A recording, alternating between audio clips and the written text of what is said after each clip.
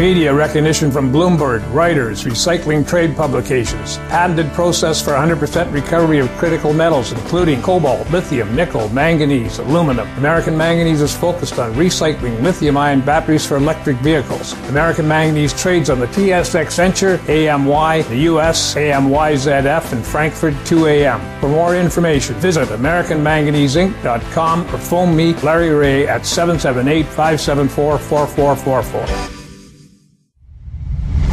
You're listening to HowStreet.com radio, available online at TalkDigitalNetwork.com. Welcome to HowStreet.com radio, the online source for market opinions. Here is Jim Goddard. My guest is Stewart Muir, Executive Director of the ResourceWorks Society. Welcome back to the show, Stewart. Thank you, Jim. Boy, you've been a TV star, whether you're at one of the counter-protests of the pipeline or a stranded airline passenger because of bad weather. It's been one of those weeks. Stewart, you're just back from a trip to Ottawa. What were you doing there, and who did you talk to? Yes, I talked to a number of senators from BC and the rest of the country on the topic of, guess what, the Kinder Morgan pipeline expansion, a topic I follow with a great deal of interest. And recently we talked about, on your show, our new Citizen's Guide to Tanker Safety and Spill Response on BC's South Coast. And I went to Ottawa, and one of the things I did there was I dropped in on some senators. They were having a meeting about this very topic, and I brought with me some copies of the guide. They snapped them up. They practically pried them from my hands because they're not getting that kind of impartial third-party reports and information. And that was the number one question. You know, where can we get some impartial information? Not from the government, not from a company. Where can we get that? And that's exactly what my group, ResourceWorks, does. And so I was quite pleased with the response. So, what did you say to the senators, and why were you pleased with their response? Well, I think they have a sense that there's almost two stories. You have, often it's business groups saying, look, there's a business case for why we need the pipeline. It's because we're spending, $6, $10 a barrel to put oil on rail cars and ship it down to the U.S., where not only do we have to pay those rail costs, but also it fetches a discounted price, and we're losing $30, $40 million a day as a country because of that. Yet you also have people who are saying, "Oh, no, none of that's true. The oil industry is just making that up." Well, I think it's very confusing for people who don't watch these things closely to know what makes sense. And I mean, by the way, I can tell you that it's true. There's a discount. It's true. It's very costly, and it's definitely the case that if we can get our oil to Tidewater, we will get a much better price and keep the benefits for Canadians, so we don't have to go into debt to buy medicines and vaccines like we will have to do, so that we can trade for the things we need, be it iPhones or orange juice. That's what a pipeline means. A poll found that 58% of Canadians feel Kinder Morgan did a very poor job of selling this pipeline to the public. Yeah, well, I think it's almost the lot of companies that they will have that criticism, and there are so many steps involved in going through a Canadian or any good regulatory process. There are literally thousands of steps. So you go and see the volumes of documents that have to be submitted. I've seen them for an LNG project. It is 6 feet of papers lined up that you have to put into order. Everything has to be correct. There can't be any mistakes in this. Your whole project could be rejected because of one careless mistake. It takes so much concentration for these companies to mount this, and that's why the figure I've heard, over $1 billion that Kinder Morgan spent. That's where that money goes to do this, and I think it's probably not that surprising that they can fail to focus equally on everything that's important. And it is important to be seen by the public, to engage with the public. But I think there's reasons for these perceptions. I think that also there's over 100 groups that are united together to fight the project, and they're very good at getting into the news media to make a lot of claims, and many of them, frankly, are just not supported in the evidence that sort of taint or confuse the public on these issues. And the result is, even the senators I spoke with Nancy Green-Rain, the great skiing gold medalist, Richard Neufeld, the senator from Northeast BC, some other senators, all of them were saying, what is the reason we have two conflicting stories on this? Why is there all this information? I think it's in large part because there's people out there who are just determined to try to confuse the public.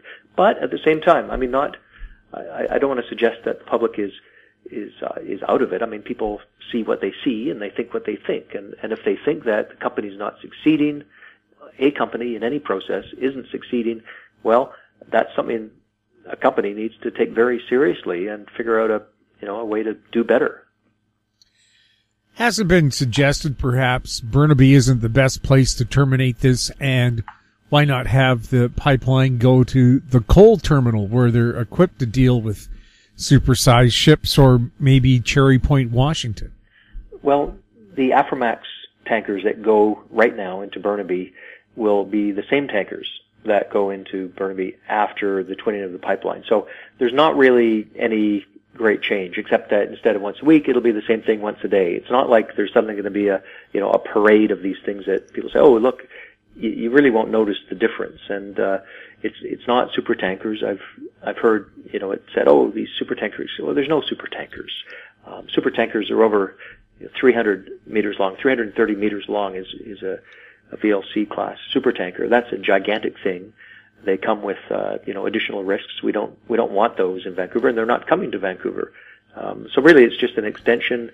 And the thing that's amazing to me is that they can expand the number of ships, but not significantly increase the risk. I think the total risk after you put in the protections that have been added, the extra tugs, the extra pilots, the new measures for spill response, $150 million for that, the $1.5 billion ocean protection program, the global move towards the spill compensation program. So I spent 2 months on this, as you can tell, Jim, researching this stuff, and there's so much there that's been added for protection that the fact is the Port of Vancouver was part of the founding of Canada as a nation. The fact that Vancouver is there as a city today is because it was a port at the beginning, and it's got the characteristics of a fine port that is intrinsic to Canadian success as a country.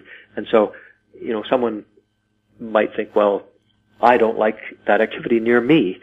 Well, I think when it comes to being a country, you have to accept that trade is an absolute imperative, and we have very good ports and a Coast Guard that knows its job, and all of these new regulations coming in that are there to protect safety. So the total the risk profile is that we've gone from the chance of a catastrophic oil spill, which is actually not that big an oil spill because it could only be about 1/6 of a ship's contents could be spilled because it's in these small compartments. Once every 3,200 years is what the expert risk analysts say. After the expansion, the twinning, it will be once every 2,800 years. I mean, this is not a high-risk activity. These ships move very slow. They're highly controlled. They have expert pilots. They have the double hulls. They have the containers inside the big container. They have all of these things in place. There's 5 layers of safety, and it is absolutely safe. We'll have more with Stewart Muir right after the break. I'm Greg Johnston, CEO of Carl Data Solutions, an industrial Internet of Things company that provides big data solutions for monitoring critical infrastructure. Carl Data offers machine learning and predictive analytics features through our cloud-based applications to deliver key asset-saving operational insights from massive amounts of data. Carl Data trades on the CSE symbol CRL and the pink symbol CDTAF. For more details on Carl Data, please visit carlsolutions.com. I'm Bill McWilliam, president of Cascadero Copper, CCD on the TSX Venture Exchange. Cesium is one of the world's rarest metals with a growing industrial demand. Drilling is underway on our Tehran property in Argentina to prove up a cesium resource. Cascadero's patent-pending leach process has the potential to make Cascadero the lowest cost supplier of cesium in the world. Visit our website, cascadero.com, or phone us at 604-924-5504. Welcome back. We're speaking with Stewart Muir. Stewart, if the pipeline is built, will gasoline be cheaper in Vancouver than the $1.57 a liter they're paying right now? The argument that it will be cheaper is, I believe, a strong one, and it is based on this. Right now, we have one pipeline. It's about 300,000 barrels capacity per day. It brings a mixture of products through the day, and they will have some diluent that goes in, that the heaviest oil that's mixed with diluent, and that will be shipped off to different places that need it. And then they will have the heavy oil. Maybe it's going to a refinery around the Salish Sea or a local Parkland refinery. Then they will have some refined products that come from Edmonton. And don't forget, there's a huge refinery complex in Edmonton. I hear people say, we should have refineries in Canada. Well, guess what? We do. We have 14 refineries in Canada. We have the experts in refineries say we have more than enough refineries in Canada. And so those refineries put diesel and gasoline into that pipe. They put sometimes some jet fuel. They separate these. The Kinder Morgan pipeline right now is unique in that it can have all these different products flowing through it. Most of them are just one product goes through that one pipeline, and that's it. And so this versatile thing, once we twin it, it will be 300,000 barrels per day in the original one, and then 600,000 in the new one. And all of the oil flowing in the new one is meant to be diluted bitumen, which is the export product that will go to China, to the U.S., to India, places that need this versatile heavy oil. I hear sometimes people say, that heavy oil, it's no good. Well, actually, it's better than light oil from a refinery's point of view, that it can handle it because there's less waste that comes from it, and you can make more gasoline from diluted bitumen. It's a superior, sought-after product, believe me. And so all of that export capacity will be served by the 600,000. And what's going to happen is they won't need to put any of the dilbit into the older pipeline. And so they can put more gasoline into it. So they'll be able to serve us. And another thing that's going to happen, because they have lighter fluids, now that the heavy oil is going into the new pipeline, they will have lighter fluids. And what happens when you try and push a lighter fluid? You think about the difference if you got a drink and you put your straw into a glass of Coke and drink that versus putting a straw into a milkshake. What's the difference there? Well, you can just sip that Coke and you can drink that very easily, whereas the milkshake takes a little effort, doesn't it, to get that milkshake up into your mouth. And it's the same thing with the pipeline. They won't need as much pressure. They'll be able to more highly pressurize the pipeline so they can send more product through.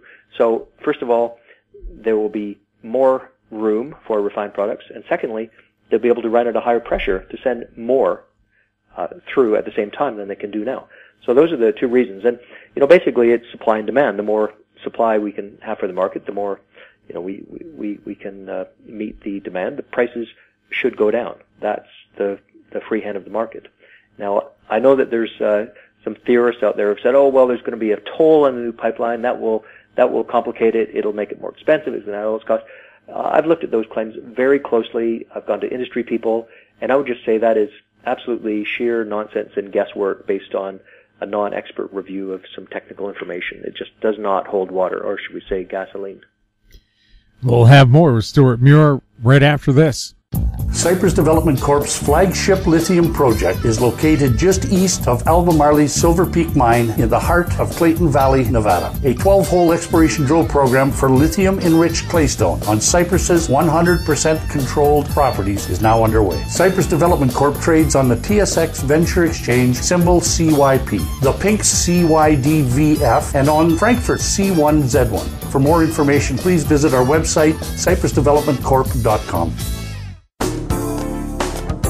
Don't miss out. Stay informed. Receive the HowStreet.com weekly recap with thought-provoking podcasts, radio, and articles delivered to your inbox. Sign up for the HowStreet.com weekly recap on our homepage at HowStreet.com.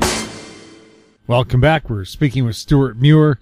Stewart, are First Nations behind the pipeline project or against it? Well, I think until recently, if you ask that question to the average person, they would say, they're all against it. First Nations, they don't want resource development. Look at them. They're making all this noise. They must be against it. And indeed, there is some evidence that there are First Nations against some resource development. But the discovery that I've been making, especially in the last 4 or 5 months, is that in fact, there's a lot of First Nations who are in favor of it. Recently, there was a statement from the Musqueam First Nation. They said, "We support the Prime Minister's efforts to find a positive resolution to this pipeline impasse, which would be in the vital strategic interest of Canada." Those are the words of the Musqueam First Nations. And they're joined by people like the Chiam First Nation. I was this week talking to a Blackfoot chief from Alberta who says, we have had oil and gas development on our territories for generations, for decades. We have never had a spill from the many pipelines crossing our land. We are happy to have the jobs and activity because it's what lifts our people up. You can find the same thing up and down the line. I mean, there are, I think, over 30 First Nations that have signed agreements in BC that are starting to come up. And, what I've found is that First Nations governance and politics is especially tricky because maybe the communities are smaller. They're subject to the Indian Act rules, which are kind of old-fashioned. I think it's crazy that we have a federal law that forces these First Nations councils to have 2-year election cycles. It means that the opportunity for a 4-year vision to be unfolded by a chief and the council is turned into this 2-year race to, try to make a difference and deal with all the rifts in a typical, any community's politics. So they don't really get a fair chance at it because of these constraints of history. We have to solve those things. But clearly, I mean, in answer to your question, Jim, I think you're absolutely right. There is support for the pipeline in particular and resources in general. Because if you're a rural First Nations, you don't have a ton of options. Also, First Nations have been traders on the land. Be it the Haida with their, hundreds of years ago, they were finding shell currency that was manufactured on the west coast of Canada as far as the east coast of the USA, what is now the USA, because it was traded. They were part of these trading networks. They were trading pelts and furs with the Spanish. That's why they first came to the northwest coast to do that trading to Asia. They have a long history. They often, I think, when I talk to them about this, because I think it's the one thing that we're all talking about right now, is almost a puzzlement. We've been on the land. I hear this all the time. We've been on land for thousands of years, looking after our water, our land. To see these groups come in now and say, "Oh, we're here to save you from this terrible thing." Well, they don't need saving, and they don't want saving. They want to be involved in broad society so their kids can get good educations and have a healthy life. That's pretty simple. We all want the same thing. Is there anything new on the LNG front? Well, there was a $14 billion contract that we heard about this week. One of the big pieces of that from Asia, which is a clue. I mean, this came into the news from Reuters. They had a report. I think that was a good signal. The Shell company, which is basically behind LNG Canada, with some other partners, some major partners, has been working on this. It's a high priority for the company.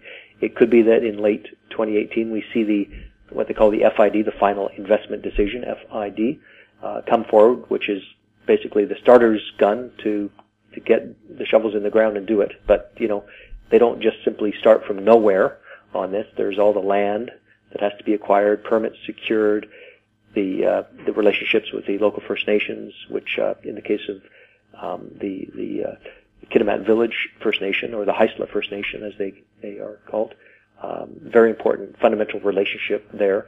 But then to have this big contract for some of the hardware to put this, basically it's a gigantic fridge that they're putting on the coast. That's how I think of it, because they have to cool the gas so it can be put on the ships and then shipped off in a huge thermos to market across the sea.